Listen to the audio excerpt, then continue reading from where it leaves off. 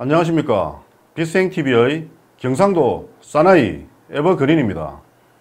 이번 시간은 정의에 대해서 한번 고민해 보겠습니다. 정의는 인류의 아픈 역사와 늘 함께 해왔습니다. 여러분들은 어떤 정의를 가지고 계신지요? 수많은 철학자들과 지식인들은 정의에 대해서 정의 내리고자 많은 노력들을 해왔으며 수많은 서적들을 통해서 다양한 색깔의 정의로 세상에 펼쳐져 왔습니다.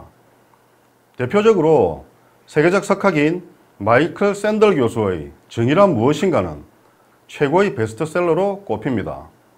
하지만 여러 서적들을 통한 다양한 정의를 접할수록 오히려 정의에 대한 더 큰 의문이 남는 것은 왜일까요?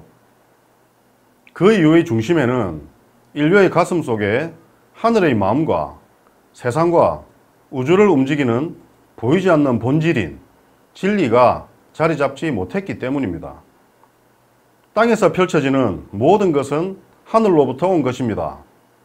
왜 하늘은 정의의 매트릭스를 포함한 다양한 물질 매트릭스를 설치할 수밖에 없었는지, 왜 현실은 정의를 외치면서 더욱 혼란스러운지, 왜 하늘은 이 시기에 하늘이 설치한 물질 매트릭스를 거둘 수밖에 없으며 어떤 형태로 거두어 드릴 것인지에 대한 의문을 오늘 강의를 통해서 해소해 드리고자 합니다. 오늘 강의 주제인 정의를 함께 고민해 보기 위해서 다음 내용들을 생각해 보고 들어가겠습니다. 첫째, 모든 갈등과 모순은 나의 정의감에서부터 출발할 수도 있겠다. 둘째, 나의 불타는 정의감으로 타인을 재단하고 교정시켜보리라 노력했었다. 셋째, 나는 남의 말을 잘 듣지 않는다. 그냥 듣는 척하고 눈 아래로 본다. 넷째, 정의를 외치는 사람들이 왜 저럴까 하는 생각을 해봤다. 다섯째, 나의 인생에서 가장 중요한 것은 돈이다. 돈을 위해서는 수단과 방법을 안 가린다. 여섯째, 지금 세상은 정의롭지 않으며 너무 썩었다. 이대로는 안 되고 판이 바뀌어야 한다. 일곱째, 하늘이 있다면 싹 다 갈아엎어 주세요 라고 기도하겠다. 자, 내 생각은 과연 몇 가지 정도 해당되는지 고민되시죠? 지금부터 그 고민을 하나하나 해결해 보겠습니다. 혹시 살아오면서 정의의 칼에 상처 입은 적은 있는지요? 아니면 정의의 칼을 휘둘러 본 적은 있는지요? 정의의 칼을 빼본 적이 있고 타인에게 휘둘러 본 적이 있다면 어떤 목적이었을까요? 한순간의 옳고 그름에 갇혀 정의의 이름으로, 정의의 명분으로 참 많은 칼을 휘둘렀고 참 많은 사람들이 쓰러져 갔을 겁니다. 그런 정의의 칼도 나이가 들면 무뎌질 수밖에 없는데 나의 자만과 교만으로 타인을 교정하는 것이 참 부질없음을 알고 세상 무서운 줄 아는 것이 철이 드는 과정인데 말이죠. 세상의 중심에는 물질, 즉 돈이 자리 잡고 있습니다. 몇 분 고개를 끄덕이시죠? 네. 물질은 돈입니다. 돈으로 안 되는 게 없죠. 심지어 사람의 마음도 돈으로 살 수 있습니다. 대부분의 사람들의 인생 목표는 부자가 되는 것입니다. 마음의 부자가 아닌 돈의 부자가 되는 것이죠. 그 돈은 아무리 많아도 거지 되는 것은 하루아침인 반면에 마음은 마음껏 쓸 수 있음을 사람들은 잘 모릅니다. 마음의 부자가 되려면 하늘의 마음을 품어야 하며 순수한 하늘의 마음은 마르지 않는 우물과 같이 무한정 쓸 수 있다는데 말이죠. 정의는 그 시대적 상황에 따라, 그 시대의 가치관에 따라, 국가의 발전 정도에 따라, 그리고 개개인의 의식의 층위에 따라 다를 수밖에 없습니다. 진보와 보수의 정의가 다르며 기독교인과 불교인의 정의가 다르며 한국과 중국의 정의가, 남편과 부인이 생각하는 정의가 다 다릅니다. 몇 가지 예를 한번 들어보겠습니다. 첫 번째 예로 저희 집사람이 생각하는 정의가 뭘까 한번 생각해 보았습니다. 어린 두 자녀를 둔 일반 가정의 주부가 생각하는 정의로운 남편은 성실하게 일해서 월급 꼬박꼬박 벌어다 주고 주말이면 애기들 데리고 저 공원에 가서 재밌게 좀 놀아주고 가끔씩 맛있는 요리로 즐거움도 좀 주고 나에게 사랑을 듬뿍 줄 수 있어야지 라고 정의하겠죠. 그럼 여기서 제가 다 잘 들어주고 있는가라는 질문이 나옵니다. 안타깝지만 그렇지 않다는 것이죠. 3차원적으로 누구나 다 행복한 가정을 꾸리는 것을 원합니다. 가슴 아프지만 제가 생각하는 정의는 다를 수밖에 없는 것이며 각자 영혼의 진화 과정에서의 약속된 그 길을 갈 수밖에 없는 것이 서로의 운명인 것입니다. 그럼 두 번째 예로 아프리카 원시 부족민이 생각하는 정의와 지금의 대한민국의 정의를 한번 비교해 보겠습니다. 원시 부족민이 정의하는 정의는 그 무엇일까요? 저 태양신을 잘 모시고 사냥을 잘해서 가족을 잘 먹여 살리고 정해진 관습법을 잘 따르는 것이 정의겠죠. 설마 저 원시 부족민이 사법제도의 정의를 논하고 경제 정의 실천을 논하지는 않을 것이기 때문입니다. 그럼 대한민국의 정의를 한번 보겠습니다. 정치는 진영 논리와 정당 정치의 폐해가 극대화되었으며 진영 논리에 따라 입장이 바뀔 때마다 정의의 개념은 달라집니다. 우리 편이 하면 악한 행동도 선행으로 바뀌고 상대방이 아무리 선행을 하더라도 악한 행동으로 몰아가는 것이 현재 대한민국의 정치 현실입니다. 그 내로남불이란 말이 있죠. 그 사자성어 아닙니다. 내가 하면 로맨스, 남이 하면 불륜이란 뜻이죠.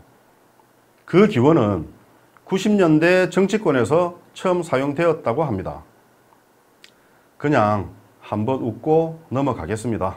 정치에서의 정의는 어둠의 정부 인사들이 자신들의 정적을 제거하는 주요 수단과 방식입니다. 어둠의 일꾼들이 하늘의 진리를 인간의 눈높이로 추락시키고 왜곡할 때 자주 애용하기도 합니다. 바로 인류의 의식 수준에 맞는 정의감을 이용하여 자신들의 목적을 달성하는 것이죠. 즉, 하늘의 진리를 가리고 옳고 그름의 정의의 방식으로 교묘하게 오염시키는 것이며 하늘의 입장에서는 정의라는 물질 매트릭스가 아주 잘 설치되었다는 증거이기도 합니다. 그만큼 여러분 영혼의 물질 체험은 촘촘한 천라지망 속에서 허우적댈수록 영혼의 진화는 상대적으로 빨라지는 것이 대우주의 순행 원리입니다. 다음으로 경제는 사회적 공익과 사회 불평등을 해소하는 것이 아니라 기업의 이윤만을 추구하며 결국 인간 소외의 폐단을 낳고 있습니다. 과학기술과 산업의 발달로 인간은 경쟁화, 도구화되었으며 이로 인해 사회와 집단 간의 사회적 소외, 기계와 사물 간의 물리적 소외가 나타나게 되었죠. 여기에 추가해서 인간의 근본적인 사회적 문제인 소외의식은 신과 종교와 나와의 영성의 소외, 자연과 나와의 분리의식, 그리고 가장 본질적인 문제인 나 자신과의 자기 소외에 의해 인간과 인간, 인간과 하늘 간의 의사소통과 이해의 단절로 나타났습니다. 자, 그럼 여기서 인간의 근본적인 사회적 문제인 소외의식을 해결하는 방법은 무엇일까요? 본질적인 해결 방안은 자신과 자신과의 자기 소외를 해결하는 것이며 상호 공동체의식을 회복하는 것입니다. 공동체의식의 회복은 영성의 회복이며 구성원들 간의 존중과 배려가 바탕이 되는 것을 말합니다. 즉, 셀프 티칭을 통해 개인의 자존감을 세우고 영혼의 신성함을 깨워서 천부인권을 회복하는 것이죠. 사회정의란 일반인의 통념으로 판단한 올바른 사회적 윤리라고 정의합니다. 사회 정의를 실현하기 위해 수많은 사회 시민단체가 존재합니다. 하지만 그들은 사회적 약자를 대변하는 것이 아니라 사회적 약자를 이용하여 자신들의 실속을 채우는 방식으로 그들의 기득권을 유지하고 있습니다. 그들은 이것이 곧 정의라고 합니다. 여기서 더욱 문제는 그들은 그것이 진짜 정의로 착각하고 있다는 것입니다. 나만의 정의, 특정 이익 집단의 정의를 공동체에 적용하려다 보니 지금 사회는 혼란 속의 혼란, 즉 정의의 아마겟돈을 겪고 있는 것일지도 모르겠습니다. 세 번째 예를 한번 들어볼까요? 여러분, 전국을 다니다 보면 길가에 바르게 살자라는 비석을 자주 보게 됩니다. 저는 이 비석에 새겨진 바르게 살자라는 문구를 볼 때마다 이런 생각이 들더군요. 겉모습은 전혀 착하게 보이지 않는 이 깍두기 머리에 근육이 우락부락하며 마치 어둠의 냄새가 풀풀 풍기는 그런 사람의 팔뚝에 착하게 살자라는 문신을 새긴 것 같이 말이죠. 너무나 상황이 좀 언밸런스하지 않습니까? 그럼 도대체 누가 누구 보고 바르게 살라는 것인지 참 생뚱맞다는 생각이 드는 것은 저만이 아니겠죠. 착하게 살자와 바르게 살자의 차이점은 뭘까요? 진정 고민하게 만듭니다. 이렇듯 우리는 사회 구성원으로 살아가면서 공공의 정의와 나만의 정의의 함정에 빠져 허우적대고 있습니다. 정의를 부르짖는 인자들로 인해 인류의 역사는 늘 요동쳐 왔습니다. 그럼 인류의 역사의 초기에도 정의가 필요했을까요? 누구나 다같이 순수하고 거짓이 없으며 하늘을 섬기고 하늘과 소통하는 영성의 시대에 정의라는 통제수단은 필요치 않았을 것입니다. 사회가 고도화될수록 문명이 발전하고 규율이 생기고 사회 제도 발전에 비례하여 공동체의 통제수단이 필요했기 때문에 정의라는 형태로 발전된 것이죠. 하늘과의 소통이 끊어진 물질의 시대에 삶의 가치는 물질의 풍요로움만을 마음껏 누리는 것일 겁니다. 삼태극의 물질 세상에서 물질의 풍요로움을 추구하며 하늘과의 소통이 단절된 채로 대우주의 전체 의식과 분리되어 인간은 살아가고 있습니다. 대우주에는 대우주를 경영하는 공평무사한 하늘의 진리가 있습니다. 창조주께서 대우주를 건설하기 위해 태극과 무극의 세계에 펼쳐놓은 우주의 설계도를 진리라고 합니다. 창조주께서 사고조절자를 통해 물질 세계에 펼쳐놓은 삼라만상의 법칙 중에 인류의 눈높이에서 인류의 과학기술의 수준에서 이해되고 해석되는 것만을 인류는 진리라고 알고 있으며 이것만이 진리라고 믿고 있는 것입니다. 지금 인류는 자신을 설득시키지 못하는 진리는 진리가 아니며 자신의 의식 층위에서 세상을 이해하고 받아들이면서 서로 다른 진리를 말하고 있습니다. 자, 이제 우리의 의식은 세상과 우주를 움직이는 보이지 않는 본질인 진리가 있음을 알아차려야 할 때입니다. 눈에 보이지 않는 세계의 진리가 있기에 보이는 세계에서의 펼쳐짐이 있으며 보이지 않는 대우주의 순행 원리와 하늘이 일하는 방식들이 지금 마지막 때에 빛의 생명나무를 통해서 하늘의 진리가 꼭 필요한 인자들과 함께하고 있는 것입니다. 대부분의 인류들은 진리보다는 정의를 더 원하고 있으며 정의보다는 현금이 더 가치 있는 것으로 생각합니다. 진리를 간절히 원하는 사람도 있지만 진리가 불편한 사람들이 더 많은 것이 물질의 풍요로움 속에 살고 있는 인류의 현 주소입니다. 그리고 반드시 모든 사람이 진리를 알 필요는 없습니다. 진리를 모른 채 치열한 정의의 방식으로 물질 체험을 하는 것 또한 그 영혼의 진화 여정에서는 꼭 필요한 것이며 하늘이 주는 최고의 선물이기도 합니다. 여러분 삶이 너무 힘드시다고요? 그럼 둘 중에 하나죠. 카르마를 열심히 해소하는 삶이거나 아니면 영혼의 진화를 빠르게 하기 위해 힘든 삶을 선택한 용감한 영혼이든지 말이죠. 하늘에 대한 감사함으로 잘 견뎌내시기 바랍니다. 이런 힘든 삶도 경험해보지 못하는 영혼들이 대우주에는 무수히 많기 때문입니다. 지금 여러분의 굴곡진 인생과 죽을 것 같은 처절함 속에서 감사함을 품을 수 있다면 여러분은 진정 의식이 깨어나고 있는 사람입니다. 나를 있게 해준 하늘에 대한 감사함, 나를 숨쉬게 해주는 땅에 대한 감사함, 그리고 내가 사는 이유인 사랑과 미움과 희망을 주는 사람에 대한 감사함을 가질 수 있다면 세상은 참 아름답게 보일 것입니다. 나와 세상을 바꿀 수 있는 힘은 바로 이 감사함의 마음 한 자락인 것입니다.